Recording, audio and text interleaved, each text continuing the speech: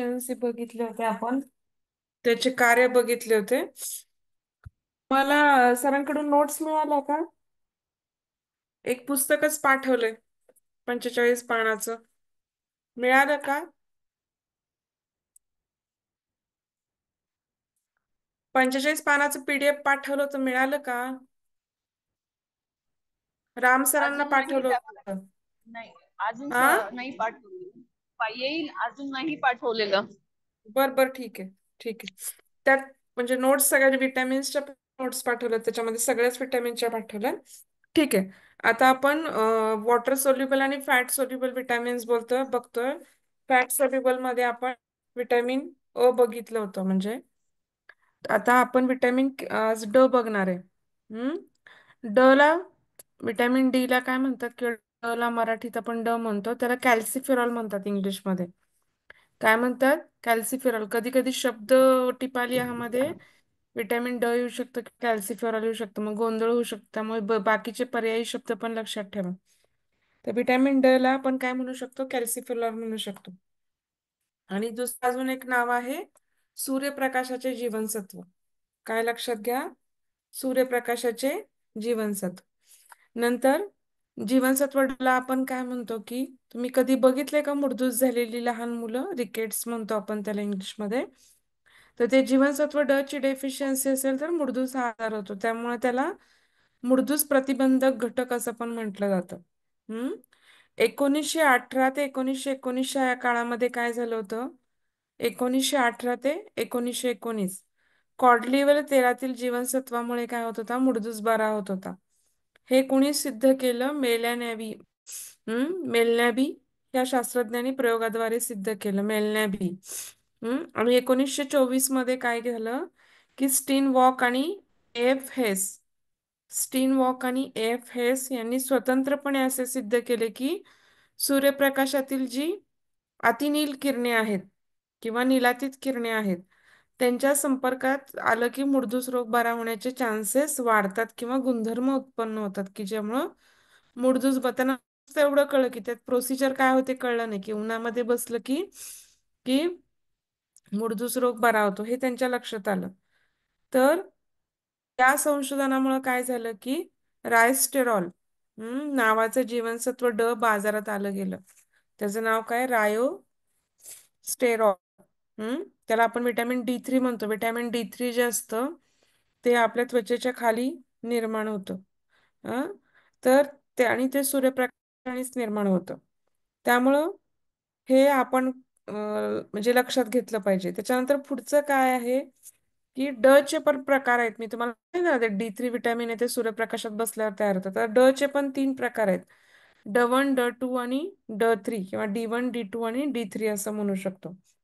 आता D1 जे आहे, हे आपलं कॅल्शियम, तर ते काय होतं, की वनस्पतीत आढळणाऱ्या वनस्पतीमध्ये मिळते व सूर्यघटकापासून जे वनस्पती अन्न बनवतात. अं तसंच त्याप्रमाणे आपल्या दळण करतो आपण, त्या दळणामध्ये जो कोंडा राहतो, तर कोंड्यांमध्ये असतात. त्याच्यानंतर माशाच्या यकृतामध्ये याचा साठा जास्त प्रमाणामध्ये असतो. जे लोक मासे खातात त्यांना हे जास्त प्रमाणात मिळतं. म्हणजे वनस्पतीमध्ये पण आढळतं, सूर्यघटकापासून तयार होतं वनस्पतीमध्ये, तर त्याला आपण माशाच्या यकृतात आणि कशामध्ये, तर कोंडा, की आपण जे काही सॉरी, कोंडा असं म्हणता येत नाही, कोंड्यामध्ये थोड्याच प्रमाणात असतं. कॉड लिव्हर जे ऑइल असतं त्याच्यामध्ये पण ते जास्त प्रमाणात, म्हणजे माशापासून जे तेल काढतात त्याला आपण कॉड लिव्हर ऑइल म्हणतो. नंतर D2. D2 ला काय म्हणतो? दुसरं नाव आहे अर्गोस्टेरॉल. D2चं दुसरं नाव काय आहे? अर्गोस्टेरॉल. हे पण वनस्पतीत आढळतं. सूर्यप्रकाशाची जी निलातीत किरणं आहेत त्याच्यामध्ये संपर्कात आल्यावर काय होतं? विटॅमिन D2 तयार होतं आणि त्यालाच आपण काय म्हणतो? कॅल्सिफेरॉल म्हणतो. हम्म D3. D3 मध्ये जो आता हा D2 जो पदार्थ आहे आपल्या त्वचेखाली, अल्गोस्टेरॉल, तर त्या अल्गोस्टेरॉलचा सूर्याच्या निलातीत किरणाशी संबंध येतो आणि त्याच्यापासून विटॅमिन D3 तयार होतं, लक्षात ठेवा. नंतर D3 लाच काय म्हणतात? डिहायड्रोकोलेस्ट्रॉल म्हणतात. D3 विटॅमिनला काय म्हणतात? Hydro cholesterol. आता हे सगळं नाही लक्षात ठेवलं, फक्त तुम्ही एवढं लक्षात ठेवलं की D1 D2 आणि D3 प्रकार आहेत. आणि आपल्याला हे कशापासून उत्पन्न होतात, तर सूर्यप्रकाशातील किरणामुळे तयार होतात. नंतर माशाच्या यकृतापासून, कॉड लिव्हर ऑइल पासून. आणि हे आपण असं नुसतं एवढं लिहिलं तरी बऱ्यापैकी, तुम्हाला काही लक्षात नाही राहिलं एवढं लिहिलं तरी चालेल. तरी पण तुम्हाला माहिती असावं म्हणून सांगते की विटॅमिन D3 ला पण दुसरं नाव काय आहे, यालाच 7D हायड्रो कोलेस्ट्रॉल म्हणतात.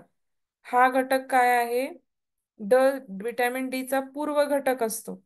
आणि हा शरीराच्या त्वचेखाली असतो. आणि सूर्याची इथं जेव्हा किरणं पडतात आणि त्याच्यावर आपल्या ह्या चरबीमध्ये, शरीराचं जे सबक्युटेनस फॅट आहे त्याच्यामध्ये विटॅमिन D3 काय तयार होतं. आणि D2 पण सूर्यप्रकाशातील किरणांमुळेच तयार होतं, D2 पण आणि D3 पण. पण दोघांचे फक्त कंटेंट वेगळे आहेत. D2 मध्ये काय, त्याला अर्गेस्ट्रॉल म्हणतात. आणि D3 मध्ये त्याला काय म्हणतात, 7D हायड्रो कोलेस्ट्रॉल. लक्षात आलं का? नंतर आता पुढचा गुणधर्म काय आहेत ह्यांचे, विटॅमिन डी चा गुणधर्म काय? आता सगळ्याप्रमाणे ह्याच्यामध्ये पण कार्बन, हायड्रोजन, ऑक्सिजन हे घटक असतात. हे जीवनसत्व फॅट सोल्युबल आहे, म्हणजे स्निग्ध पदार्थामध्ये विरघळते. पाण्यात मात्र विरघळत नाही, अविद्राव्य आहे. अद्राव्य आहे, सॉरी, अविद्राव्य नाही. अविद्राव्य म्हणजे विरघळ, अद्राव्य म्हणजे न विरघळणे. नंतर पांढरे रवाळ असून वासही नसतं, हे स्फटिक रूप आहे जर केमिकल कंपोजिशन बघितलं तर. नंतर उष्णता किंवा आम्ल पदार्थांचा, अल्कली पदार्थांचा किंवा प्राणी द्विभवन प्रक्रियेचा विटॅमिन डी वरती परिणाम होत नाही. उष्णतेचा परिणाम होत नाही, आम्ल पदार्थांचा परिणाम होत नाही, अल्कली पदार्थांचा परिणाम होत नाही. आणि जर प्राणी द्विभवन म्हणजे आपण वेपोराइज करणे म्हणतो, किंवा तर डीचं त्याला क्रिस्टलायझेशन करण्यासाठी त्यातला पाण्याचा घटक कमी करून त्याला असं हे केलं जातं, तर त्याला प्राणीद्वीपन क्रियेचा पण ड वरती परिणाम होत नाही. हे आपण काय बघितलं, त्याचे गुणधर्म. कुठं कसं काय रोग होतो, विटॅमिन डीचा शोध कधी लागला, त्याच्यानंतर D1 D2 आणि D3 त्याचे प्रकार बघितले. आता आपण त्याचे गुणधर्म बघितले आणि आपण त्याची कार्य, आता फंक्शन्स बघणार आहे. आता विटॅमिन डी जे आहे, ते काय करतं, नुसतं की विटॅमिन डी नुसतं कॅल्शियम आपल्याला माहिती आहे, पण हे विटॅमिन डी ऍक्च्युली कॅल्शियम आणि फॉस्फरस, आपल्या ज्या शरीरामध्ये कॅल्शियम जे आहे त्याला आणि फॉस्फरसच्या शोषणाला काय करतं, मदत करतं. कारण तुम्ही लक्षात घ्या, आपले सगळे बोन हे फॉस्फरस आणि कॅल्शियमने बनवून, कॅल्शियम मिळालं संपलं असं होत नाही, तर फॉस्फरस पण लागतो त्याला. तर कॅल्शियम आणि फॉस्फरस ऍब्झॉर्ब करायला, 1-2 मिनिटं. हॅलो. हा. आणि जे फॉस्फरस आहे, आपण जे जेवणातून घेतो, अन्नातून घेतो, त्याच्यामध्ये शोषणाला काय करतं, विटॅमिन डी करतं. ऍब्झॉर्ब करायला विटॅमिन डी काय करतं, मदत करतं. आणि त्याच्यामुळे आपले हाडे, आपली दात ह्यांचं संघटित करण्याचं किंवा त्यांना जोडून ठेवण्याचं, त्यामध्ये ऑस्टिओपोरोसिस होणे. ऑस्टिओपोरोसिस म्हणजे काय, तर घनता कमी होते का हळूहळू मेनोपॉज नंतर, बायकांची जेव्हा पाळी जाते किंवा वयानुसार आपली हाडं ठिसूळ व्हायला लागतात. का तर असंच की ऍब्झॉर्प्शन नीट होत नाही, पहिली गोष्ट. आणि दुसरी गोष्ट, जर आपण एक्सरसाइज नाही केलं तर त्याच्यामुळे पण काय होतं की हळूहळू प्रत्येक गोष्टीचं कार्य काय होतं, कमी होत जातं. तर आता हे एक पण लक्षात ठेवलं पाहिजे. त्याच्याप्रमाणे म्हणजे थोडक्यात काय की हाडात म्हणजे कॅल्शियम आणि फॉस्फरस ऍब्झॉर्प्शन करणे आणि त्या ऍब्झॉर्प्शनने त्यांना संघटित करून त्यांना बोन मध्ये ठेवणे किंवा बोन मध्ये बोन डेन्सिटी वाढवणे, हाडांची घनता वाढवण्याचं पण काम काय करतं, विटॅमिन डी करतं. त्याच्यानंतर समजा जर हे ऍब्झॉर्ब झालं नाही, विटॅमिन डी ची जर कमतरता आहे, तर हे कॅल्शियम आणि फॉस्फरस काय होतं, आपल्या लघवीद्वारे, मूत्राद्वारे विसर्जित होतं. ते काही शरीरामध्ये ऍब्झॉर्ब केलं जात नाही, त्याचा आपल्या शरीराला काही फायदा होत नाही. आता पुढचा बघायचा आपला सेकंड काय उपयोग आहे, हाडांची निर्मिती तर तुम्हाला माहिती आहे. आणि वाढ होण्यासाठी हे जीवनसत्व काय करत असतं खूप, कारण तुम्ही बघा, तुमचं सगळं काही बेसिक स्ट्रक्चर आहे ते तुमच्या सापळ्यावरती चिटकवलेलं आहे. म्हणजे तुमच्या हाडाच्या सापळ्याला फक्त एकत्र त्याच्या मुवमेंट करण्यासाठी आणि त्याला एकत्र आकार देण्यासाठी मग त्याच्यावरती स्नायू, त्याच्यावरती फॅट, त्याच्यावरती मग बाकीचे अवयव, रक्तवाहिन्या, प्रोटेक्शन, असं सगळ्या गोष्टी. मग आपला मूळ घटक साचा काय आहे की जो शरीराला आकार देतो, तो एक हाड आहे. आता मूर्ती बनवताना पण स्कल्पचरला आधी काहीतरी बेस बनवावा लागतो आणि त्याच्यावरती मूर्ती बनवतात. तसं आपल्या शरीराचं आहे. हाडा आपला हा मूळ गाभा आहे त्याच्यातला. तर त्याच्यामुळं ह्या हाडांच्या विकासाच्या, म्हणजे आता तुम्ही लहान आहात, तुमची ग्रोथ व्हायची, तर ती हाडांची लांबी वाढत जाते. तर लहान मुलांच्या शरीरामध्ये काय असते, हाडांची संख्या जास्त असते. वाढीबरोबर काय होतं, आपली जेव्हा वाढ होते तेव्हा हाडातील कॅल्शियम फॉस्फेटचे प्रमाण वाढतं आणि सगळी सगळी लहान हाडं एकत्र येतात. कसं असतं, इपिफायसियल पॉइंट्स असतात. अशा दोघा हाडांमध्ये अंतर असतं, डिस्टन्स असतं आणि हळूहळू त्यांची वाढ होऊन ते एकत्र येतात. त्याला इपिफायसियल पॉइंट मध्ये, मग तुमची इपिफायसियल पॉइंट्सची जागा संपली, आपण म्हणतो तुमची ग्रोथ संपली, कारण त्याच्या पुढे वाढायला हाडांना हे राहत नाही. म्हणून आपण लोंबकळायला सांगतो. लोंबकळलं की ती इपिफायसियल जे जागा आहे त्याला आपण इपिफायसियल पॉइंट म्हणतो. ते दोन हाडामध्ये ती इपिफायसियलची समजा एवढी जागा आहे, तर ती लोंबकळल्यामुळे वाढते आणि त्यामुळे हाडांना ग्रोथ व्हायला अजून जास्त मार्ग वाढतो. म्हणून तुम्ही ताडासन करा किंवा लोंबकळा, बायसिकलिंग म्हणजे सायकल चालवा, उंच पॅन्डल असलेली, की बाबा ज्याच्यामध्ये तुमचे पाय स्ट्रेच होतील, तुमच्या शरीराचा सगळं स्ट्रेच होईल. त्याच्यात स्विमिंग करा. ह्या सगळ्या गोष्टी आपण सांगतो, कारण मग उंची वाढते आपली. ऑक्सिफिकेशन ऑफ बोन्स म्हणतो आपण, की हे एपिफायसेल सगळं ऑक्सिफिकेशन होऊन मग बोनची संख्या कमी होते आणि एकत्रीकरण होऊन पूर्ण हाडांची वाढ होते. कॅल्शियम आणि फॉस्फरस काय करतात, शरीरात जे काही क्षार आहेत रक्तामध्ये, त्यांचं सगळ्यांचं प्रमाण नियंत्रित ठेवण्याचं काम करतात. म्हणजे आपल्या शरीरामध्ये क्षार, आता तुम्ही आपण बघणार आहेत खनिज द्रव्य किंवा क्षार आपण बघणार आहे, त्याच्यामध्ये सगळे मॅग्नेशियम, झिंक, आयोडीन, लोह, हे सगळे आले की बाबा सगळे क्षार किंवा रक्तातील क्षारांचं प्रमाण नियंत्रित ठेवण्याचं काम करतं. तर विटॅमिन डी करतं आणि ते विटॅमिन डी मुळे कॅल्शियम आणि फॉस्फरस एकत्रीकरण होतं आणि कॅल्शियम फॉस्फरसला पण ते पण रक्तातील ह्याचं नियंत्रण करायला मदत करतात, विटॅमिन डी आणि कॅल्शियम फॉस्फरस. त्यामुळं सगळ्या एकंदरीत आपल्या हाडांच्या वाढीसाठी काय असते, विटॅमिन डी ची खूप मोठ्या प्रमाणामध्ये गरज होते. समजा लहान आपल्यामध्ये लहान मुलांच्या मध्ये जर समजा लहान आतड्याचा पीएच आपला काय होतो, कमी होतो, ज्यामुळे काय होतं, कॅल्शियम आणि फॉस्फरसचं सहज शोषण होतं. विटॅमिन डी मुळे काय होतं, आतड्यातील आपला पीएच असतो, ऍसिडिक जर पीएच झाला असेल तो कमी होतो, म्हणजे अल्कलाईन. आणि मग काय होतं की त्यामुळे कॅल्शियम आणि फॉस्फरसचं आपलं काय होतं, ऍब्झॉर्जन सहज होतं. त्याच्यानंतर पॅराथायरॉइड ग्रंथी, थायरॉइडच्या शेजारी जी ग्रंथी असते त्याला आपण पॅराथायरॉइड ग्रंथी म्हणतो. तर तिच्या ग्रंथीच्या कार्यावरती पण नियंत्रण ठेवण्याचं काम काय करतं, हे करतं की उपकंठस्थ ग्रंथीमधून जो आपला स्त्रवणारा स्त्राव आहे, त्यामुळे काय होतं, फॉस्फरसचं उत्सर्जन वाढतं आणि हाडातील फॉस्फरस वेगळे करून उत्सर्जित करून रक्तातील कॅल्शियमचं प्रमाण काय केलं जातं, योग्य प्रमाणात राखलं जातं. आता तुम्ही लक्षात ठेवा की आपल्या थायरॉइडच्या शेजारी इथे पॅराथायरॉइड ग्रंथी आहे आणि हा उपकंठस्थ, हे कंठ आहे, याला उपकंठ म्हणतो आपण. तर याच्यातून कंठस्थ ग्रंथीतून जो स्त्राव होतो त्याच्यामुळे काय होतं की फॉस्फरसचं उत्सर्जन मूत्राद्वारे वाढतं आणि फॉस्फरस जास्त प्रमाणात लघवीतून गेलं की आपापच काय होतं की कॅल्शियमचं प्रमाण काय होतं, त्याच्यानुसार मग ते आपण कसं असतं, हे आयोनिक इम्बॅलन्स आहे, म्हणजे पॉझिटिव्ह निगेटिव्ह चार्जेस असतं ना, की सोडियम पोटॅशियम कसं की इंट्रासेल्युलर फ्लुइड आणि एक्स्ट्रासेल्युलर, तर ऑस्मोसिस प्रोसेस म्हणतो की ह्या सगळ्यांचं एकत्रीकरण, म्हणजे काय म्हणायचं त्याला, की ऑस्मोसिस मध्ये कसं सोडियम आत गेलं तर पोटॅशियम बाहेर येतं, तसंच इथं फॉस्फरस आणि कॅल्शियम एकमेकाच्या वरती डिपेंडंट असतं किंवा त्याच्यावरती त्यांचं, फॉस्फरस कॅल्शियमला काय करतं, योग्य राखायला, त्याचं प्रमाण योग्य राखायला मदत करतं. आता आपली लक्षात ठेवा की दैनंदिन आवश्यकता काय आहे, वयोगटानुसार आपण लक्षात ठेवू. तर सगळ्यात लहान मुलांना किती लागतं जीवनसत्व ड, 10 मायक्रोग्रॅम मध्ये लागतं डेली. दैनिक आवश्यकता काय आहे, 10 मायक्रोग्रॅम.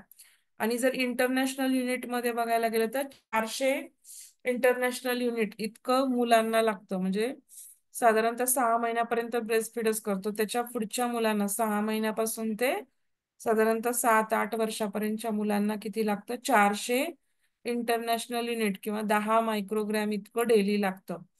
त्याच्यानंतर जे काही प्रौढ लोक आहेत किंवा तरुण पासून ते प्रौढ लोकांपर्यंत त्यांना काय लागतं? 5 मायक्रोग्रॅम म्हणजे 200 इंटरनॅशनल युनिट लागतं. नंतर गरोदर स्त्री किंवा स्तनदा मातांना पण 10 इंटरनॅशनल युनिट लागतं. म्हणजे 10 मिलीग्रॅम म्हणजे 400 मायक्रोग्रॅम म्हणजे 400 इंटरनॅशनल युनिट लागतं. नंतर वृद्ध लोकांना 5 मायक्रोग्रॅम लागतं आणि त्याच्यामध्ये किती? 200 इंटरनॅशनल युनिट लागतं. तर आता जीवनसत्व ड च्या प्राप्तीची साधने कोणती आहेत लक्षात घ्या, की आपल्याला कशातून विटॅमिन ड मिळतं. तर सर्वात प्रामुख्याने सूर्य. जे काही आपल्याला सूर्यनमस्कार पण सूर्याच्या प्रकाशात घालायला त्याच्यामध्ये एक कारण असावं की विटॅमिन जीवनसत्व ड ची निर्मिती होण्यासाठी उपयुक्त आहे हे आपल्या पूर्वीच्या लोकांना माहित असावं. त्यामुळे त्यांनी सूर्यनमस्कार जे सूर्याच्या प्रकाशात घातले पाहिजे तसं आपल्याला सांगितलेलं असावं. तर प्रामुख्याने सकाळचं कोवळं ऊन म्हणजे उगी तुम्ही दुपारच्या उन्हात जाऊन बसला आणि विटॅमिन D3 निर्माण झाला असं नाही. तर संध्याकाळचा एक प्रकारचा 3-4 नंतरचा सूर्य किंवा सकाळचा 7 ते 8 वाजेपर्यंतच्या सूर्यामध्ये 7:30 उन्हाळ्यात तर 7:30 पर्यंत असतं. कारण त्वचेचा काय होतं की त्याच्या खाली कोवळ्या उन्हामध्येच विटॅमिन जीवनसत्व ड ची निर्मिती होते. नंतर माशांच्या कॉड लिव्हर ऑइल मध्ये किंवा माशांच्या यकृतात त्याच्या तेलामध्ये भरपूर प्रमाणामध्ये काय असतं? मास्यांमध्ये की हे विटॅमिन ड जास्त प्रमाणात मिळतं. त्याच्यानंतर लोणी आणि तुपातून थोड्या बऱ्यापैकी प्रमाणामध्ये काय होतं? विटॅमिन ड मिळतं. आता साधारणतः अंड्याच्या पिवळ्या बलकामध्ये प्राणीज पदार्थामध्ये काय? अंड्याचा जो पिवळा बलक आहे त्याच्यामध्ये पण आपल्याला कॅल्शियम मिळतं. तर आता हे सगळे नॉनव्हेज झाले म्हणजे की प्राणीज पदार्थ झाले. कॉड लिव्हर ऑइल म्हणा, मासे म्हणा, अंडी म्हणा, पिवळा बलक म्हणा, लोणी म्हणा, तूप म्हणा, हे सगळे प्राणीज पदार्थ झाले. पण आपल्याला जर व्हेजिटेरियन सोर्सेस बघायचे असतील तर पनीरमध्ये नंतर सगळ्यात जास्त प्रमाणामध्ये कॅल्शियम असतं. त्याच्यानंतर नाचणी आणि बाजरी ह्याच्यामध्ये पण खूप मोठ्या प्रमाणामध्ये आपल्याला काय मिळतात? कॅल्शियम्स आणि प्रोटीन्स मिळतात. बाजरीची भाकरी आपण थंडीमध्ये खायला सांगतो पण ती वृक्षता वाढवते. नाचणी आणि बाजरी काय करतात? त्याच्यातले वृक्षता वाढवतात. इव्हन आपण जे खायचं पाण्याचा विडा खातो त्याच्यामध्ये पण खूप मोठ्या प्रमाणात कॅल्शियम असतं. कारण त्याच्यामध्ये चुना वापरतो आपण पानाला लावायला. तर त्या चुन्यामुळं पण काय होतं? थोडंसं कॅल्शियम आणि पानामध्ये पण असतं तर ते ऍब्झॉर्ब व्हायला कॅल्शियम आणि फॉस्फरस ऍब्झॉर्ब व्हायला किंवा कॅल्शियम मिळायला आपल्याला इव्हन बाळंतीण बाईला आपण पानाचा विडा द्या म्हणतात कॅल्शियमसाठी. पूर्वीच्या काळी बाळंतीण बाईला पानाचा विडा दिला जायचा. कारण का? तर कॅल्शियम डिफिशियन्सी होऊ नये म्हणून. म्हणजे पनीर हा सगळ्यात मोठा स्रोत आहे कॅल्शियमचा. त्याच्यानंतर नाचणी, बाजरी, त्याच्यानंतर पानाचा विडा, दूध आहे पण दुधामध्ये जास्त प्रमाणात नसतं कॅल्शियम जेवढं पनीरमध्ये मिळतं. हम्म तर हे सगळे काय आहेत? कॅल्शियमचे हाय सोर्सेस आहेत म्हणजे जे व्हेजिटेरियन मध्ये येतात. आता तुम्हाला विटॅमिन जीवनसत्व डी म्हणजे आता हे ऍक्च्युली आता कॉड लिव्हर तुम्ही जर प्रमाण तुम्हाला जर माहिती पाहिजे असेल तर लिहून घ्या की कॉड लिव्हर ऑइल मध्ये साधारणतः 200 मायक्रोग्रॅम किंवा 8,000 इंटरनॅशनल युनिट एवढं काय म्हणजे कॉड लिव्हर ऑइल मध्ये काय असतं? विटॅमिन ड असतं. कॉड लिव्हर ऑइल जे वापरतो ते कधी कधी लहान मुलांच्या मसाजला पण वापरतात. तर तोंडात देणं शक्य नसेल तर कॉड लिव्हर ऑइल काही ज्यांना मुडदूस आहे त्या लोकांना मसाजसाठी पण वापरतात. 8,000 इंटरनॅशनल युनिट इतकं त्याच्यामध्ये असतं 200 मायक्रोग्रॅम मध्ये. नंतर माशांमध्ये किती असतं? 200 ते 1200 इंटरनॅशनल युनिट असतं. अंड्यामध्ये संपूर्ण अंड जर घेतलं तर त्यात 50 ते 60च फक्त इंटरनॅशनल युनिट एवढं कॅल्शियम असतं. त्याच्या पिवळ्या बलकामध्ये 120 ते 160 इंटरनॅशनल युनिट इतकं विटॅमिन ड असतं. लोण्यामध्ये 20 ते 60 इंटरनॅशनल युनिट असतं. तुपामध्ये 20 ते 60 आणि दुधामध्ये 2 ते 4 इंटरनॅशनल युनिट. दुधामध्ये कमी असते हे लक्षात ठेवा. त्यामुळं पनीरामध्ये जास्त असतं. त्याच्यामध्ये त्याच्यानंतर खायच्या पाण्यामध्ये नाचणी आणि बाजरीमध्ये सगळ्यात जास्त कॅल्शियम असतं. त्याच्यानंतर मुडदूस म्हणजे आता समजा व्हिटॅमिन डीचा जर अभाव झाला तर कुठले कुठले आजार होतात? तर प्रामुख्याने मुडदूस, लहान मुलांच्या मध्ये मुडदूस किंवा रिकेटची हा आजार होतो. पण अजून काय आजार होतात म्हणजे पहिलं लिहून घ्या. ड चा तुम्हाला तर सहज कुणालाही सांगता येईल की जर व्हिटॅमिन ड काय करतं, हाडांची वाढ करतं. तर हाडांची घनता वाढवतं, हाडं ठिसूळ होऊ देत नाही. ठिसूळ हाडे झाले की हाडं फ्रॅक्चर होणार लगेचच, थोडा मार लागला की फ्रॅक्चर होणार. असं नाही. तर विटॅमिन ड ची कमतरता असेल तर आपली हाडे कमकुवत बनतात. मग त्याच्यानंतर ड च्या अभावामुळे काय होतं की कॅल्सिफिकेशनची प्रक्रिया होते. म्हणजे की आता समजा तुम्ही विटॅमिन ड मुळे काय होतं की बोन मध्ये डेन्सिटी कशी निर्माण होते, तर त्याला कॅल्सिफिकेशनची प्रोसेस असते. कॅल्सिफिकेशन म्हणजे काय, त्या प्रोसेसमध्ये हाडावरती कॅल्शियम आणि फॉस्फरसचा थर बसतो, जाऊन डिपॉझिट होतो. आणि त्यामुळे हाड काय करतात, असं एकत्र कॅल्शियम आणि फॉस्फरस जाऊन संयोग होऊन ती हाडं काय करतात, मजबूत होतात.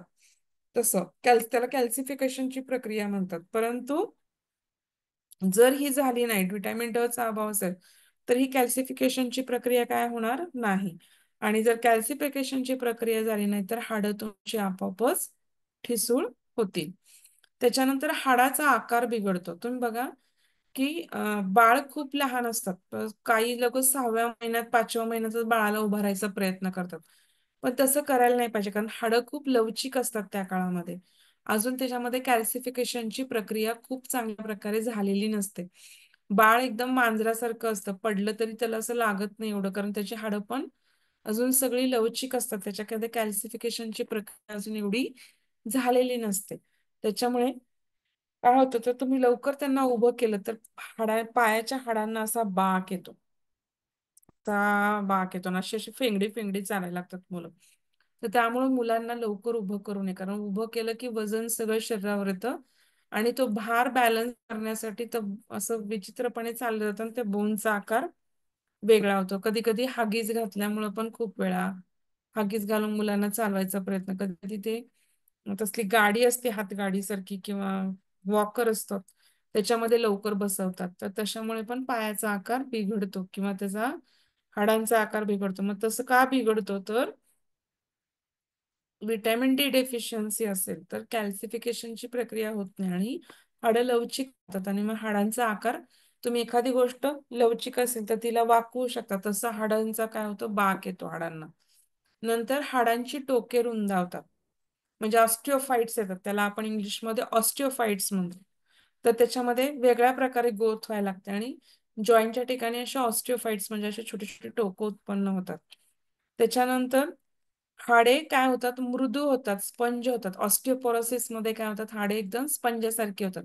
ऑस्टिओपोरोसिस म्हणजे काय, की हाडांची घनता कमी होते, आपोआपच हाडं ठिसूळ व्हायला लागतात. जसं जसं आपलं एज वाढेल तशी आपली हाडं ठिसूळ व्हायला लागतात. एजिंग मुळे होतात.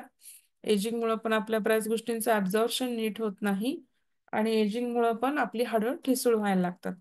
तर मग हाडांना शरीराचा भार पेलवत नाही, हाडांच्या वरती सूज येते. नंतर लहान मुलांची हाडे म्हणजे मुडदूस आजारामध्ये काय होतं, तर जर डेफिशियन्सी असेल विटॅमिन डी तर मुडदूस आजार होतो मुलांना.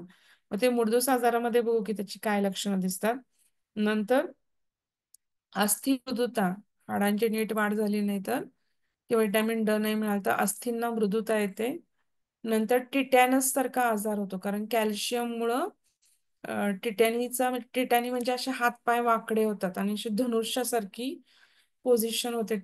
टिटॅनस नाही, टिटॅनी, हे लक्षात ठेवा. टिटॅनस वेगळा आणि टिटॅनी वेगळा.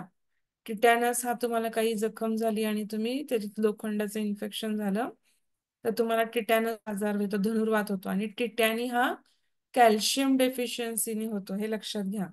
तर टिटॅनी मध्ये काय होतं की अस्थिमृदुता होते. टिटॅनी असं शरीराला पूर्ण किंवा असं पूर्ण शरीर असं खाली असतात आणि फक्त छातीचा भाग आणि पोटाचा भाग वर उचललेला असतो तर टिटॅनी आणि हिस्टेरिया सारखी थोडी लक्षणं दिसतात. दंत विकृती पण निर्माण होतात. दाताचं सगळं दात पण एक प्रकारचे हाड आहेत, बोन्स आहेत. नंतर केस पण गळायला लागतात. व्हिटॅमिन D3 जर डेफिशियन्सी असेल तर तुमच्या केसांचं स्वास्थ्य पण काय होतं, बिघडतं. तुमच्या नखाचं स्वास्थ्य बिघडतं. नख, केस, दात, फडे ह्या सगळ्यांचं गोष्ट बिघडते. आयुर्वेदामध्ये प्रवाळयुक्त जे काही द्रव्य आहेत त्याच्यामुळे, म्हणजे आता प्रवाळयुक्त गुलकंद म्हणा किंवा प्रवाळयुक्त सितोपिलादी चूर्ण म्हणा किंवा प्रवाळयुक्त आपण च्यवनप्राश घेतो, तर ते सगळं हे जे काही प्रवाळ आहे, हे प्रवाळ कॅल्शियम युक्त प्रवाळ असतात तर ते कॅल्शियम त्याच्यातून आपल्याला जास्त प्रमाणामध्ये मिळतं. हे लक्षात घ्या. म्हणजे जे मेलेले प्रवाळ आहेत किंवा खूप डेड प्रवाळ ते काढून घेऊन त्याच्यापासून बनवलं जातं बऱ्याच गोष्टी, प्रवाळयुक्त गुलकंद किंवा प्रवाळयुक्त. तर त्याच्यामध्ये पण आपल्याला प्रवाळामुळे पण काय होतं की बऱ्यापैकी प्रमाणात आपल्याला कॅल्शियम काय होतं, मिळतं. हम्म. आता मुडदूस वरती टिपा लिहा येऊ शकते. तर मुडदूस म्हणजे काय, तर कशामुळे होतो की 1650 साली काय झालं की कारखान्याच्या परिसरामध्ये काय होतं की जे लहान मुलं आहेत वाढणारी, त्याच्यामध्ये ग्लेझन जो शास्त्रज्ञ आहे, हम्म, की त्याला हे मुडदूस आजार त्यांनी कुणी शोध केला 1960 साली. कारखान्याच्या आवारात जी मुलं खेळायची ज्यांचं पोषण नीट होत नव्हतं, तर अशा मुलामुळे ते ग्लेझनला पहिल्यांदा हा प्रकार काय झाला, ग्लेझन नावाचा सायंटिस्ट होता, त्याला हा प्रकार आढळून दिला. आता जे विकसनशील देश आहेत भारतासारखे, तर जर स्तनदा मातेचा म्हणजे स्तनपान बंद झाल्यानंतर 6 महिन्यानंतर वरचा आहार जर पुरेसा दिला नाही तर हा विकार मुलांना काय येतो, दिसून येतो. 1 ते 5 वर्षापर्यंतच्या मुलांमध्ये शक्यतो आपल्याला मुडदूस हा आजार दिसून येतो जास्त प्रमाणात. कारण जीवनसत्व आणि बरोबर कॅल्शियम आणि फॉस्फरस पण कमी आहे, दोन्ही गोष्टी. की व्हिटॅमिन तर डेफिशियन्सी आहेच, त्याच्यावर कॅल्शियम आणि फॉस्फरस पण डेफिशियन्सी आहे. त्यामुळे काय होतं, मुडदूस हा आजार होतो. इव्हन जर तुम्हाला सूर्यप्रकाश नाही आहे, की तुम्ही खूप असं सूर्यप्रकाशाच्या कमी येता, म्हणजे कंटिन्युअस तुम्ही, आता तर आपलं आयुष्य तसंच झालं, आपण सूर्यप्रकाशामध्ये खूप कमी काळात येतो, की बाहेर जाताना पण आपण सगळं पॅक करून जातो किंवा सकाळच्या इव्हन आपण घरामध्ये जास्त वेळ बसतो, खेळायला मुलं तर ग्राउंडवर जात नाहीत, मोबाईल आणि टीव्हीच बघतात. तर त्याच्यामुळे व्हिटॅमिन D डेफिशियन्सी होण्याची शक्यता असते. त्यामुळं सकाळच्या कोवळ्या उन्हामध्ये वॉकिंग करावं किंवा सकाळच्या कोवळ्या उन्हामध्ये सूर्यनमस्कार घालावेत. एक 10 मिनिटं का होईना सकाळच्या कोवळ्या सूर्यामध्ये आपण मग थोडस बसावं. हं? तर आपला भारत देशच इतका म्हणजे हे आहे की ह्याच्यामध्ये आपल्याला बऱ्यापैकी काळ सूर्यप्रकाश मिळतो. बाकीच्या देशामध्ये क्वचित 2 महिने सूर्यप्रकाशाचं चिन्ह दिसतं. त्या मानाने आपल्या भारतामध्ये आपण खूप लकी आहोत की आपल्याला सूर्यप्रकाशाचा एनर्जी म्हणून, म्हणजे आपल्या शरीराच्या एनर्जीसाठी पण आहे, व्हिटॅमिन D साठी. आणि दुसरी गोष्ट म्हणजे solar energy, electrical solar energy तयार करण्यासाठी पण त्याचा आपल्याला जास्त प्रमाणामध्ये उपयोग करता येतो तो. आता ज्या ठिकाणी कोंदट वातावरण आहे, चाळीचं वातावरण, जिथे सूर्यप्रकाश जमिनीपर्यंत पोहोचत नाहीये, कशा ठिकाणी पण सूर्यप्रकाशाच्या अभावामुळे मुडदूस रोग होण्याचे चान्सेस वाढतात. हम्म. आता मुडदूसची लक्षणे काय आहेत? तर 6 महिन्यापर्यंत हा आजार चालू झाल्यानंतर 6 महिन्यांनी आपल्याला लक्षणं दिसायला लागतात. 6 महिने आपल्याला पटकन लक्षातच येत नाही. 6 महिन्याचा ड्युरेशन नंतर हळूहळू आपल्याला लक्षणं दिसायला लागतात, की डोक्यातील अस्थी काय होतात, ही जी कवटी आहे आपल्या डोक्याची, तिचा आकार काय, तिची अस्थी मऊ होतात. बोटाने दाबल्यानंतर पण दाबले जातात, असे खाली जातात, इतकं ते सॉफ्ट झालेले असतात. त्याच्यानंतर पायाची हाडे कमकुवत बनतात प्रामुख्याने. हम्म. तुम्हाला मी आता साधारणतः फोटो दाखवते, तुमच्या कोणाकडे आहे का नाही मला माहित नाही. तर आता हा फोटो दिसतोय का बघा तुम्हाला, ह्या 2 लहान मुलांचा. हा, तर ह्या 2 लहान मुलांची पाय बघा किंवा त्यांचं फेसिंग बघा, तुम्हाला एक लक्षात येईल. मी फोटो पाठवते तुम्हाला नंतर. तर असा पायाला बाक आलाय, हे दिसतंय का तुम्हाला? हे पायाला, इकडच्या मुलाच्या पायाला बघा, हा बाक आलाय. नंतर आपले हे थोडं छाती थोडं आत जाते अलीकडे घ्या आणि मॅडम, ते पोट असं दिसलं नाही. बाहेर येतं. हा. थोडं अलीकडे घ्या, ते चित्र अलीकडे घ्या कॅमेऱ्याच्या, हा मधोमध. दिसतंय हा का बरोबर. तुम्हाला? तुम्हाला बघा दिसलं पायाला दिसलं. बाक दिसेल. नंतर रिस्ट जॉईंट आहे, हाताचा जो जॉईंट आहे आपला रिस्ट जॉईंट, त्याला पण सूज येते. पोट बाहेर येतं, छातीचे हे बाहेर आत जातात.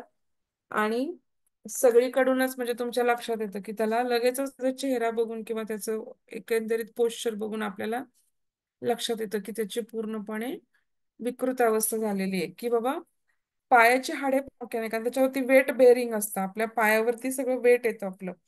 आणि मग काय होतं की कमजोर असलं की आपोआपच त्यांना बाक येतो. मग त्यामुळे शक्यतो पायाच्या हाडांना बाक येतो. चालताना त्रास होतो, गुडघ्याला पण त्रास होतो, कारण गुडघ्याचे जॉईंट आहेत ते, तो एकमेकाला घासला जातो. कार्टिलेज पण डेव्हलप होत नाही, कार्टिलेज असतं ते पण एकमेकावर घासलं जातं.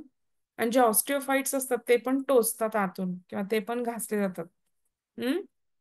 मनगट आणि पायाचा गोटा त्यांच्या ठिकाणी असा जाडपणा येतो, तिथं असं ग्रोथ होते जास्त.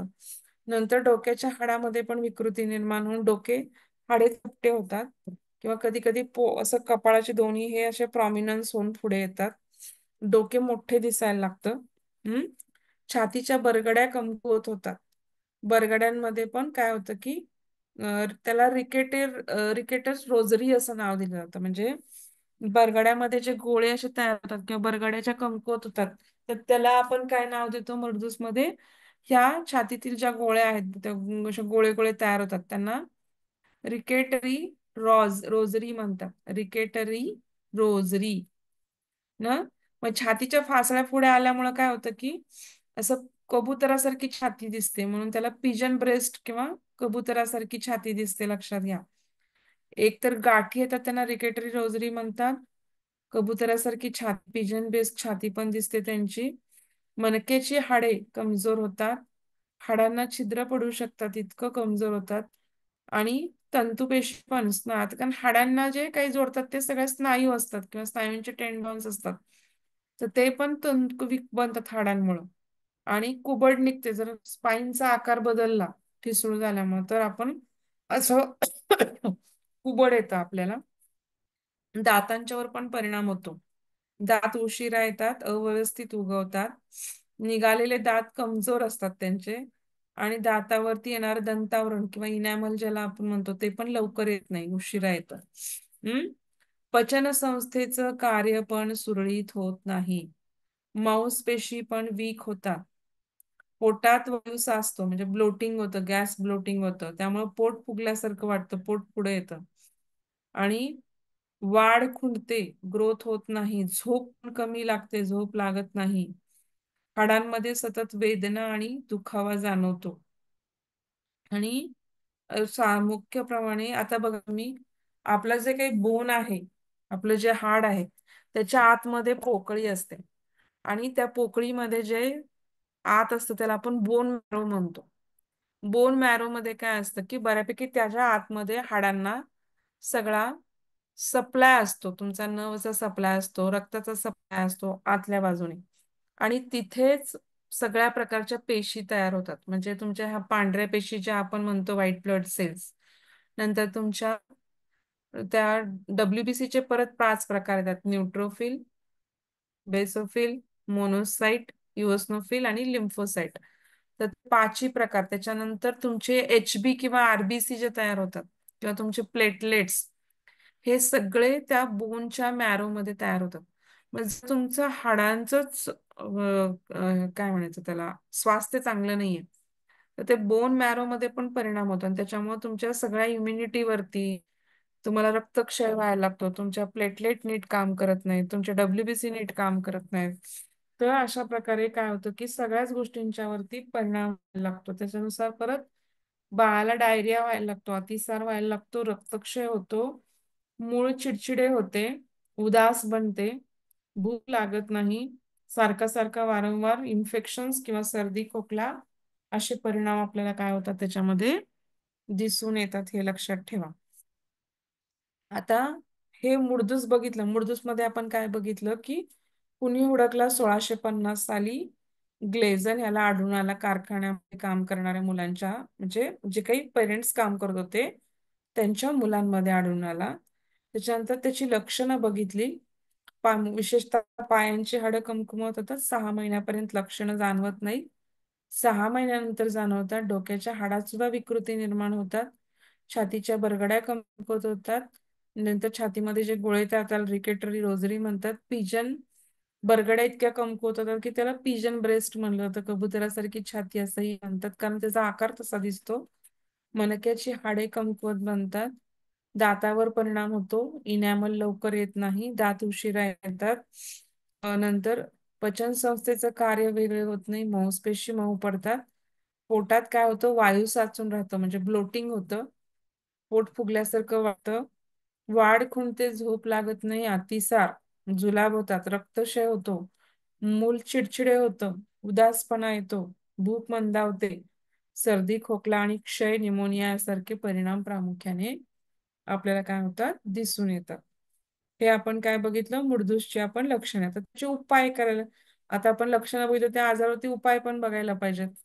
तर आता उपायामध्ये काय की साधारणतः कॉडलीवर तेलानं मसाज करायला सांगतो आपण. आता ऍक्च्युली दूध भरपूर प्रमाणात द्या असं पूर्वीच्या काळी सांगायचे, पण दुधामध्ये म्हणावं तेवढं कॅल्शियम मिळत नाही. तर आपण म्हणतो दुधातनं भरपूर कॅल्शियम मिळतं, पण तेवढं म्हणावं तेवढं कॅल्शियम दुधामध्ये मिळत नाही आपल्याला आता पहिल्यासारखं. तर त्यासाठी मग आपण काय म्हणायला पाहिजे, की आता लहान मुलांना तर आपण दुधाशिवाय दुसरं काही देऊ शकत नाही, पण त्यामुळे आपण त्यांना दूध देऊ शकतो. काही अडचण नाही. तूप देऊ शकतो. नंतर कॉडलीवर तेलाने मसाज करू शकतो. नंतर सकाळच्या कोवळ्या उन्हात ठेवायचं त्यांना. हम्म सकाळी सूर्यप्रकाशात. असं पण मुलांना, लहान मुलांना फिजिओलॉजिकल जॉन्डिस होतो, त्यामुळे आपण सकाळी कोवळ्या उन्हात ठेवा म्हणतो. तर तसं त्यांना सकाळच्या कोवळ्या उन्हात ठेवायचं. फक्त पोझिशन चेंज करत राहायचे, डायरेक्ट डोळ्यावरती ऊन येऊ द्यायचं नाही. नंतर अंड्याचा पिवळा, जर मोठी मुलं असतील तर त्यांना अंड्याचा पिवळा बलं, पोटातून माशाचे तेल देऊ शकतो आपण. आणि कॅल्शियम आणि फॉस्फरस युक्त पदार्थ, खाद्यपदार्थांचा आपण काय करायचं, त्याच्यामध्ये समावेश करू शकतो. हे लक्षात आलं का तुम्हाला? त्याच्यानंतर आता अजून एक आजार बघायचा आहे आपल्याला मोठ्या माणसांमध्ये, म्हणजे की ऑस्टिओमलेशिया म्हणतो आपण, ज्याला अस्थिमृदुता म्हणतो मराठीमध्ये. की ऑस्टिओमलेशिया म्हणजे काय, की ह्या विटॅमिन ड च्या कमतरतेमुळे प्रौढांना होणारा जो आजार आहे त्याला आपण मलेशिया असं म्हणतो. तर यालाच वयस्कांचा मुडदूस असं पण तुम्ही म्हणू शकता, की प्रौढ लोकांचा किंवा वयस्कांचा मुडदूस. म्हणजे विशिष्ट स्त्रियांनी जर विटॅमिन डी प्रेग्नन्सी मध्ये घेतलं नाही तर त्यांना पण हा त्रास, म्हणजे त्यांना पण अतिमृदुता येते, किंवा त्यांना वारंवार गर्भपात होणे, किंवा व्यवस्थित पोषण न होणे बाळाचं किंवा त्यांचं, तर किंवा नंतर जाऊन त्यांना शरीरामध्ये कमतरता जाणवणे, अशा गोष्टी आपल्याला दिसून येतात. आता प्रामुख्याने काय तर तुम्हाला सगळ्यांना माहिती की सूर्यप्रकाश काय आहे, अभाव असेल तर आपल्याला अस्थिमृदुता येणार आहे, किंवा फॉस्फरस आणि कॅल्शियमचं शोषण नीट नाही झालं, किंवा त्याची आहारामध्ये डिफिशियन्सी आहे, विटॅमिन डी ची डेफिशियन्सी आहे, तर आपल्याला हे दिसून येतं. आता प्रामुख्याने सर्व प्रकारच्या खाद्यपदार्थांचा आपल्याला आहारामध्ये काय केला पाहिजे, समावेश केला पाहिजे. आणि मेटाबॉलिक किंवा आपलं चयापचय नीट झालं पाहिजे, तर काय होतं, आपल्याला हा रोग होत नाही. कारण जर आयुर्वेदाचा कन्सेप्ट बघितला आपण, तर रसधातूपासून रक्तधातू तयार होतो. रक्तधातू म्हणजे त्या रसधातूपासून रक्तधातू बनवताना त्याच्यावरती रसाग्नीची प्रक्रिया होते आणि मग रक्तधातू होतो. त्यातल्या सार भागापासून, म्हणजे सूक्ष्म सूक्ष्म भागापासून एक एक धातू तयार होत जातो. रक्तापासून रक्ताग्नीची प्रक्रिया होते आणि त्या रक्ताग्नीमधून मग पुढे रक्त, मांस, मेद, मांस तयार होतं. मांसापासून मेद, मेदापासून अस्थि, अस्थिपासून मज्जा, मज्जापासून शुक्र, आणि शुक्रापासून परत पुढे ओज तयार होतो. आणि ओज हा सगळ्यात सारवान किंवा सूक्ष्म भाग आहे. ज्यांच्यामध्ये ओज जास्त प्रमाणात असतं त्यांचं आयुष्य दीर्घायुष्य असतात. ते साधारणतः ओज, आपल्या शरीरातलं ओज आपण सांभाळलं पाहिजे. तर थोडक्यात काय, ऑक्सिडेशनची प्रक्रिया जर कमी झाली तर तुम्ही दीर्घायू होता. शरीरामध्ये कंटिन्युअसली ऑक्सिडेशनची प्रक्रिया चालू असते आणि हे ज्यांचं ऑक्सिडेशन फास्ट होतं त्यांना लवकर वृद्धत्व येतं, हे लक्षात ठेवा. तर आता ह्याच्यामध्ये जर कॅल्शियम आणि फॉस्फरसचं प्रमाण नसेल किंवा व्हिटॅमिन ड नसेल किंवा सूर्यप्रकाशाचा अभाव आहे, तुम्ही कंटिन्युअसली एसी मध्ये काम करताय, उन्हात जातच नाही, गाडीत का घरातनं बसलं की गाडीत फोर व्हीलर मधनं तुम्ही जाताय, सकाळी तुम्हाला वेळ नाही, त्या सगळ्या अभावामुळे काय होते की अस्तमृदुता येते. नंतर आहारामध्ये पण तुमच्या पिझ्झा बर्गर असेच पदार्थ आहेत, तुम्ही हेल्दी खात नाहीये, त्यामुळे पण हा रोग होण्याची शक्यता असते. कधी कधी आफ्टर एक 40-45 नंतर स्त्रियांना जेव्हा मेनोपॉज येतो त्याच्यामध्ये पण असं ऑस्टिओपोरोसिस होण्याचे चान्सेस असते. अस्थिमृदुतापेक्षा पण ऑस्टिओपोरोसिस होतं. ऑस्टिओपोरोसिस म्हणजे हाडं सच्छिद्र व्हायला लागतात की त्याच्यामध्ये कॅल्शियम आणि फॉस्फरस डिपॉझिट न होता, कारण हार्मोनचा खेळ असतो हा सगळा. मेनोपॉज नंतर आपलं इस्ट्रोजन कमी होतं आणि त्याच्यामुळे काय होतं की आपल्याला हळूहळू आपली हाडं कमकुवत, कारण हार्मोनमुळं आपली हाडांचं मतलब मेन्स्ट्रुअल सायकलमुळे आपल्या हाडांचं चांगलं राहिलेलं असतं सगळं. परंतु एकदा हार्मोन चेंजेस झाले, इस्ट्रोजन कमी झालं की आपल्याला हळूहळू हाडं कमकुवत व्हायला लागतात. म्हणून आफ्टर 40 मसल लॉस पण किंवा 30-40 नंतर मसल लॉस पण असतो. त्यामुळे आपण रेजिस्टन्स एक्सरसाइज करा म्हणतो. मग आता आपल्याच वेटला आपलंच वेट आपण काम करू शकतो किंवा आपल्या हातावरती आपण प्लॅंक करणे किंवा तुम्ही ही सगळी आसनं आपली म्हणा किंवा ह्याच्यामुळे काय होतं की आपल्याच वेटलाच आपण रेजिस्टन्सनी एक्सरसाइज करत असतो आणि त्याच्यामुळे काय होतं की मसलचं आणि आपल्या स्नायूंचं आणि आपल्या बोनचं स्वास्थ्य मदत राहायला किंवा त्याचं हे राहायला किंवा सर्क्युलेशन वाढतं, इम्प्रूव्हमेंट होते, ऍब्झॉर्प्शन वाढतं, डायजेस्टिव्ह सिस्टम चांगली राहते. ह्या सगळ्या गोष्टींमुळे आपलं ऍब्झॉर्प्शन चांगलं होतं आणि आपल्या हाडांचं स्वास्थ्य चांगलं राहतं. आता ह्याच्यामध्ये लक्षणे काय होतात बघा अस्थिमृदुतेमध्ये, तर सांधे दुखतात, सगळे जॉईंट दुखायला लागतात, हात पाय आणि कमरेची हाडे कंटिन्युअसली दुखतात. बऱ्याच बायकांची कंप्लेंट असते, मला लो बॅक आहे किंवा माझी कंबर दुखते सारखी, माझी मान दुखते किंवा माझे पाय दुखतात दिवसभर थोडं पण उभं राहिलं की. हं? पायऱ्या चढताना आणि उतरताना पण त्रास होतो. कारण तुमची हाडं मृदू झालेली असतात, त्यामुळं तेवढं म्हणावं तेवढं तुमचं, आणि तुमचं ओव्हरवेट असेल, तुम्ही ओबेज असाल तरी पण तुमची हाडं दुखणार, कारण तुमच्या हाडांच्या वरती त्याचं ओझं जास्त येणार, त्यामुळं वेदना होणार.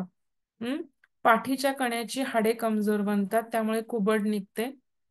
नंतर अशक्तपणा आणि थकवा जाणवतो, हाडांचा विकास होत नाही, आपोआप हाडे तुटायला लागतात किंवा फ्रॅक्चर्स म्हणू शकतो आपण. आता गर्भावस्थेमध्ये काय होतं की कॅल्शियम प्रामुख्याने, म्हणजे बाळ जेव्हा पोटात असताना गर्भावस्थेमध्ये, तर बाळ सगळं शोषून घेतं. तुम्ही जरी गोळ्या खाऊ नका, पण तुमच्या शरीरात जे काही आहे ते बाळ त्याची वाढ विकासासाठी सगळं ओढून घेतं. आणि काय डिफिशियन्सी येणार ती तुम्हाला येणार आहे, बाळाला येत नाही, तुम्हाला येते बऱ्यापैकी वेळा, आणि त्याचे परिणाम तुम्हाला लॉंग टर्म मध्ये वृद्धत्वात तेव्हा जाणवत नाही, पण वृद्ध झाल्यानंतर जास्त जाणवायला लागतात. म्हणून, कारण गर्भावस्थेमध्ये खूप मोठ्या प्रमाणात कॅल्शियम शोषलं जातं, त्यामुळे स्त्रीच्या शरीरामध्ये कॅल्शियमची काय होते, कमतरता निर्माण होते. आणि जर ही आहारातून भरून निघाली नाही तर आपल्याला काय होतात, हाडे कमजोर. ह्या वेळेला आपण सप्लिमेंटरी देतो स्त्रीला, कॅल्शियम आणि आयर्न आपण सप्लिमेंटरी जास्त प्रमाणात घ्यायला सांगतो. बऱ्याच बायका गोळ्या नीट घेत नाहीत, तर घ्यायला पाहिजेत. अं? मोडलेली हाडे सहजपणे जुळून येत नाहीत. जर अस्थिमृदुता असेल तर चुकून तुमचं हाड मोडलं तर ते भरून येत नाही लवकर. नंतर हा आजार पुरुषांना पण होतोच. अं? नंतर मग काही व्यक्ती काय करतात, पाय पसरवून चालायला लागतात, नीट चालता येत नाही त्यांना. तर हात पाय आणि कंबर खूप दुखायला लागते त्यांची पण, पुरुषांची पण. तर हे आपल्याला काय दिसतात, अस्थिमृदुतेची आपल्याला काय दिसली, ही सगळी लक्षणे आहेत. लक्षणामध्ये बघितलं की हाडे दुखतात, पायऱ्या चढताना उतरताना त्रास होतो, पाठीच्या कणा कमजोर होतो, अशक्तपणा थकवा जाणवतो, हाडांची वाढ होत नाही, फ्रॅक्चर्स होतात, गरोदरावस्थेमध्ये जास्त गरज असते, तिथे जर तुम्ही घेतलं नाही तर पुढे त्याचे परिस्थिती भोगावे लागतात. पुरुषांच्या मध्ये सुद्धा पाय व्यक्ती फेंगड्या चालायला लागतात, नंतर सर्व त्यांचे पण सांधे किंवा कंबर जोड दुखायला लागतात. आता ह्याच्यासाठी उपाय काय, तर विटॅमिन डीचं आहारातील प्रमाण वाढवणं. मग त्यासाठी आपण सप्लिमेंटरी घेऊ शकतो विटॅमिन डी, किंवा सप्लिमेंटरी घेत घेत त्याच्याबरोबरच आपल्या आहारामध्ये पण आपण थोडे चेंजेस करू शकतो. कॉड लिव्हरचं तेल, दूध, दुधाचे पदार्थ, लोणी, तूप, हिरव्या पालेभाज्या, सूर्यप्रकाश अशा प्रकारे, किंवा नाचरी, बाजरी, त्याच्यानंतर पनीर, आणि त्याच्यानंतर आपलं जे खाण्याचे पान आहे, नागवेलीचं पान आपलं खाण्याचं, ते चुना घालून आपण खाऊ शकतो. नंतर हे सगळं आता अस्थिमृदुतेचं बघितलं. आता अजून एक डेफिशियन्सी आजार आहे, त्याला ऑस्टिओपोरोसिस म्हणतो. आपण आता काय बघितलं, आता आपण कुठला आजार बघितला, ऑस्टिओ मलेशिया बघितला, म्हणजे अस्थि मृदुता बघितली.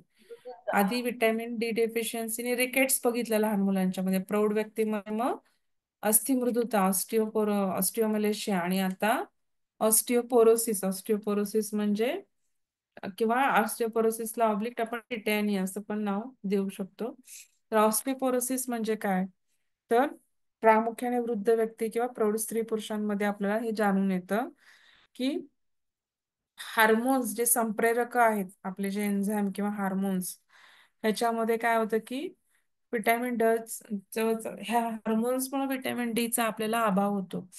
आणि कधी कधी मेनोपॉझल स्त्रियांच्या मेनोपॉझल काळामध्ये तर ऑस्टिओपोरोसिस होतं स्त्रियांना शक्यतो जास्त प्रमाणात. आणि त्यामुळे काय होतं की मलातून आपलं कॅल्शियम बऱ्यापैकी बाहेर टाकलं जातं मेनोपॉजच्या काळामध्ये, आणि त्यामुळे, आणि च्या जर असेल तर कॅल्शियम जीवनसत्वाचं, तर आपलं काय होतं, कॅल्शियमचं शोषण नीट होत नाही.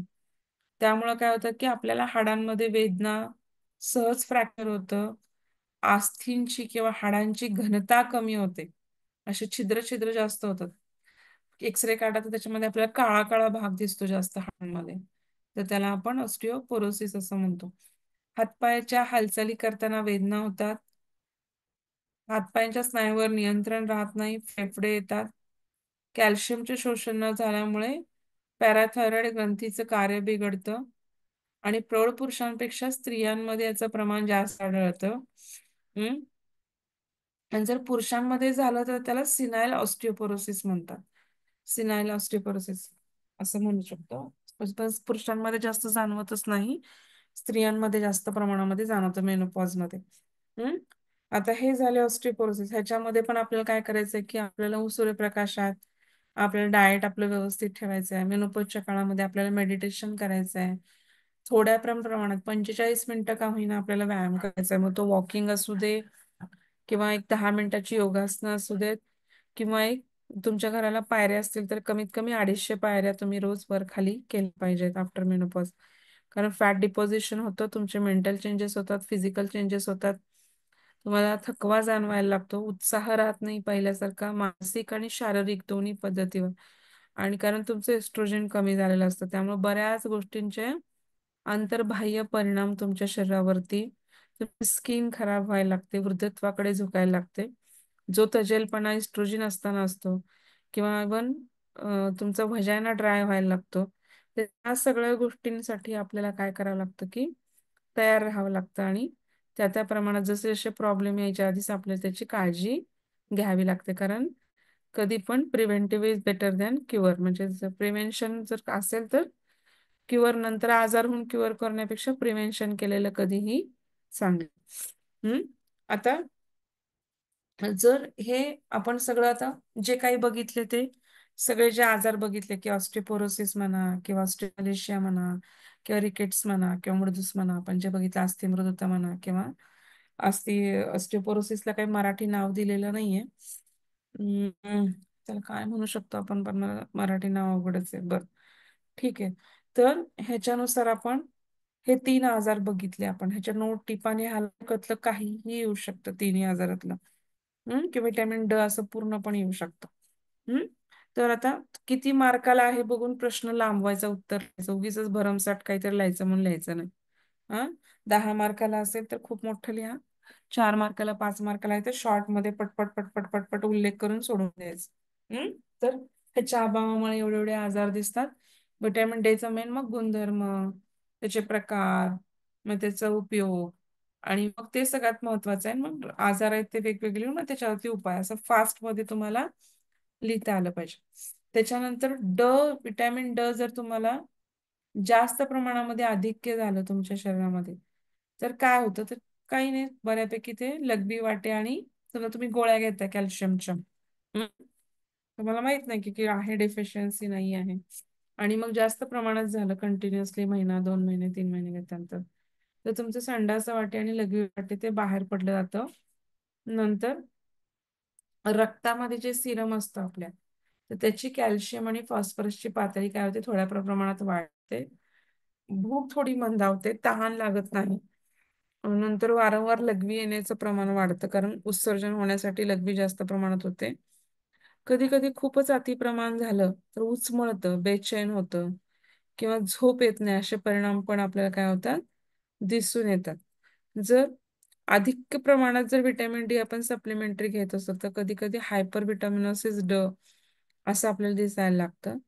नंतर डोळ्यातील जो आपला हा कॉर्निया आहे म्हणजे वरचा थर आहे जो पांढरा दिसतो तो आपल्याला तो काळसर होतो कधी कधी. नंतर बद्धकोष्ठता कॉन्स्टिपेशन व्हायला लागतं. नंतर स्नायूंची कार्यक्षमता कमी होते. उच्च रक्तदाब होतो. डोळ्यांना कधी कधी अंधुक दिसायला लागतं खूप अति प्रमाणात झालं. शक्यता कमी आहे अधिक व्हायचं पण जर असं अधिक प्रमाणात झालं तर असं होऊ शकतं. तर हे लक्षात ठेवा की जर जास्त थोड्या प्रमाणात आहे तर ते शोचनीय मूत्रावाटे बाहेर पडतं आणि पण जर नाही बाहेर पडलं तर मग सिरम मधील रक्तातील सिरम मध्ये पातळी वाढते आणि त्याच्यामुळे आपली भूक मंदावते, तहान मंदावते, जुलाब व्हायला लागतात आपल्याला आणि लघवी पण जास्त प्रमाणात व्हायला लागते बाहेर पडण्यासाठी. त्यानंतर ह्याच्यापेक्षा पण जास्त प्रमाणात झालं तर आपल्याला मळमळ, उलट्या, बेचैन, झोप न येणे असं दिसून येतं. आणि अजून त्याच्यापेक्षा पण जास्त प्रमाणात झालं तर आपल्या डोळ्यामध्ये जो कॉर्निया त्यामध्ये काळसर भाग दिसायला लागतो आपल्याला. बद्धकोष्ठता म्हणजे कॉन्स्टिपेशन व्हायला लागतं. स्नायूंची कार्यक्षमता कमी होते आणि आपल्याला काय होतं की उच्च रक्तदाब आपल्या शरीरामध्ये हायपरटेन्शन व्हायला लागतं आणि डोळ्याला अंधू दिसायला लागतो. हे लक्षात घ्या. हम्म अधिक प्रमाणात झालं तर आपल्याला असं सगळं दिसून येतं. आता आपल्याला पुढचं बघितलं, बघितलं. आता आपलं पुढचं विटॅमिन बघायचंय ई. एक 2-3 मिनिटच आहेत मग सुरुवात करून आपण बघू जेवढं होतं तेवढं पहिल्यांदा बेसिक तर आता मॅडम एक त्याचं प्रश्न आहे त्याचं विचारू का? इंग्लिश नाव काय आहे की हॅलो विटॅमिन ई किंवा मॅडम एक जीवनसत्व. प्रश्न आहे विचारू का? हो हो विचारा की. हॅलो हम्म तुम्ही काय म्हणालात ना की नाचणी आणि बाजरी यांनी वृक्षता वाढते. हम्म ऐकायला तो आवाज? हो हो येतोय आम्हाला बोला ना. हॅलो. हा, नाचणी आणि बाजरी याने वृक्षता वाढते म्हणजे काय होतं शरीरावर नेमका याचा परिणाम वृक्षता वाढल्याच्या नंतर? नाचणी आणि बाजरी हे घर्षण ज्यांचा वेट लॉस करायचं त्यांना आपण म्हणजे कर्षण म्हणतो की ते एक प्रकारचं काय करतात. पूर्वीच्या काळी आपण गहू प्रकार खूप कमी होता आपल्या काळामध्ये म्हणजे आपल्या आजी आजोबाच्या. आता जो गहू वापरतो तो गव्हाचं प्रमाण पण खूप कमी प्रमाणात जो ओरिजिनल गहू उगवायचा पूर्वी तो खूप कमी प्रमाणात आपण जास्त प्रकार वापरायचो तो ज्वारी, बाजरी ही आपली तृणधान्य हे आपण जास्त महाराष्ट्रीयन म्हणजे आपण ज्या जमिनीवर जगलो त्याच्यामध्ये प्रामुख्याने ज्वारी, बाजरी आपल्या आणि नाचणी हे 3 पदार्थ जास्त खाण्यात असायचे. पण काळ परत्वे खूप लोकसंख्या वाढली आणि जे काही उत्क्रांती झाली जे इव्हॅल्युएशन झालं त्याच्यामध्ये गव्हावरती बरेच म्हणजे गव्हाचं उत्पन्न वाढवण्यासाठी हायब्रिड गव्हाची निर्मिती झाली आणि त्या हायब्रिड गव्हाच्या निर्मितीमुळे खूप मोठ्या प्रमाणात गव्हाचं उत्पन्न झालं आणि आपल्या जेवणामध्ये पण गव्हाचं प्रमाण अधिक्य वाढत गेलं. ज्वारी आणि बाजरी आणि नाचणी मागे पडलं. आता मी हे सगळं सुरुवातीपासून म्हणजे पुढचं येते नंतर ते कसं वृक्ष आहे ते तर त्यामुळं काय होतं की ओबेसिटी वाढायचे चान्सेस वाढले कारण हायब्रिडायझेशन जेव्हा झालं तेव्हा ओरिजिनल जे गव्हाचा कस किंवा जे असायचं ते कमी झालं ग्लुटन नावाचा पदार्थ वाढत गेला आणि किती नाही म्हणलं तरी गव्हाचं उत्पन्न वाढलं पण गव्हाच्या इव्हॅल्युएशनमुळे त्याचे इतक्या जाती आल्या आणि इतके प्रकार आले की जसा ओरिजिनल पूर्वी आपला गहू असायचा ज्याचं पिकाचं उत्पन्न खूप कमी प्रमाणात होतं तर ते एवढ्या लोकसंख्येमुळे त्याची मेटवण किंवा दुष्काळांमुळे त्याची मेटवण ते इव्हॅल्युएशन होऊन त्याच्यावरती प्रयोग होऊन ते जे गहू वापरण्यात आले, तसं तर तसं ऍक्च्युली आपलं ओरिजिनल अन्न गहू नाही. आणि त्याच्यामुळे आपलं ओबेसिटीचं प्रमाण पण वाढत गेलं. तर आता ज्वारी तशी वृक्ष नसते. ज्वारी कॉम्प्लेक्स कार्बोहायड्रेट आहे. आणि ग्लायसेमिक इंडेक्स म्हणजे काय असतं की तुम्ही रक्तामध्ये पदार्थ गेल्यानंतर त्याचं ब्रेकडाऊन होतं आणि मग शुगर रिलीज होते. आणि ती शुगर जर 50 ते 100, 50 हे खूप कमी, 100च्या आसपास असेल तर त्याचा ग्लायसेमिक इंडेक्स चांगला आहे. म्हणजे कारण का की लगेचच शुगर रिलीज झाली तर स्पाइक येतो आणि परत तो स्पाइक कमी होतो आणि परत लगेच भूक लागायला लागते. तर तसं नाही व्हायला पाहिजे. थोड्या थोड्या प्रमाणामध्ये ते ऍब्झॉर्व व्हायला पाहिजे. तर ते 100च्या आसपास असेल ग्लायसेमिक इंडेक्स तर हळूहळू. तसं ज्वारी कॉम्प्लेक्स आहे, त्यामुळे ज्वारी पण हळूहळू प्रमाणात. नाचणी आणि बाजरी पण कॉम्प्लेक्स कार्बोहायड्रेट्स आहेत, ते पण काय करतात, हळूहळू एनर्जी रिलीज करतात. त्यामुळं आपण त्यांना सांगतो की नाचणी सगळ्यात मोठ्या प्रमाणामध्ये कॅल्शियम, प्रोटीन्स आणि आयर्न ह्या तिन्हीचा सोर्स आहे. मग आपण ह्यांना काय करतो की हे वृक्ष आहेत. हे वृक्ष आहेत म्हणजे काय, तर आपल्या शरीरामध्ये वृक्षता वाढवतात. वृक्षता वाढवल्यामुळे वाताची निर्मिती जास्त प्रमाणात होते. आणि वात निर्माण झाला की आपोआपच आपल्याला काय होतं, काळपटपणा येणे त्वचेवर, किंवा आपण हायपर ऍक्टिव्ह होणे, किंवा हाडे दुखणे, किंवा सांध्यांना हे येणे. तर मग त्यामुळं ते काय करायचं असतं की त्याचं बॅलन्स करा की तुम्ही नाचणी किंवा बाजरी खाताना त्याच्यावर लसूण, म्हणजे आता ऍक्च्युली नाचणी बाजरी उष्णच असतात, पण तो लसणामुळे वात कमी होतो. तर लसूण आणि तूप ह्या दोन गोष्टी तुम्ही जर बाजरी आणि नाचणी बरोबर खाल्ल्या, तूप पण घ्यायचं म्हणजे ते तूप वृक्षता कमी करतं त्याची, तर त्याला न्यूट्रलाइज करतं किंवा बॅलन्स करतं त्याच्या त्याला. त्याच्यामुळे आपण उन्हाळ्यामध्ये बाजरी जास्त खाऊ नका म्हणून सांगतो. नाचणी उन्हाळ्यात खायला हरकत नाही. नाचणी फार उष्ण नसते, बाजरी एवढी उष्ण नसते, परंतु नाचणीमध्ये पण आपण सांगतो की नाचणीची भाकरी खाताना त्याच्यावरती आपण तूप किंवा लसणाची चटणी आपण असं घेऊन खाल्लं पाहिजे. किंवा लसूणची एक पाकळी पूर्वीच्या काळी आपली लोक खायची पूर्वी, कारण त्याच्यामुळे काय व्हायचं की सेन्सरी ऑर्गन्सला पण, आता तुमचं जसं डिजनरेशन होतं तसं सेन्सरी ऑर्गनचं पण डिजनरेशन होतं की तुमचे वयानुसार डोळ्यांना कमी दिसायला लागतं, नाकांना श्वास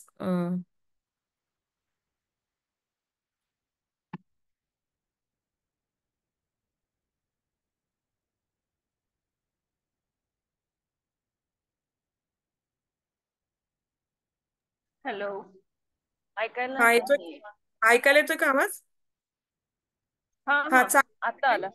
हा, तर मग अशा वेळेस काय करायचं की म्हणजे वृक्षता वाढते म्हणून मग आपण त्याच्यावर तूप आणि म्हणजे जेव्हा थंडीचे दिवस आहेत तेव्हा आपण बाजरी जास्त प्रमाणात खाऊ म्हणतो. डेली आपण नाही सांगत. उन्हाळ्यामध्ये पण खायची असेल तर तुम्ही 15 दिवसातून किंवा 8 दिवसातून एकदा खाऊ शकता एखादी भाकरी, आणि शक्यतो सकाळच्या वेळेत. रात्रीच्या वेळेत आपण खाऊ नका म्हणून सांगतो, कारण परत रात्रीला वाताधिक्य जास्त असतं, सकाळी कफ आधिक्य जास्त असतं. मग तुम्ही जेव्हा सकाळी जेव्हा कफ असतात तेव्हा जर तुम्ही बाजरीच्या भाकरी, तूप, लसूण असं खाल्लं तर त्याचे उष्णता किंवा त्याचं जे रक्षपणा आहे त्याचा परिणाम आपल्या शरीरावरती तेवढा होत नाही. आलं का लक्षात? हो, आलं नाही. मॅडम. हो हो. अजून काय आहे का आजार आहे, म्हणजे अजून काही प्रश्न आहे का ह्याच्याविषयी? नाही नाही नाही. चालेल, मग आता उद्या आपण विटॅमिन ई करू. ते नोट्स पाठवतील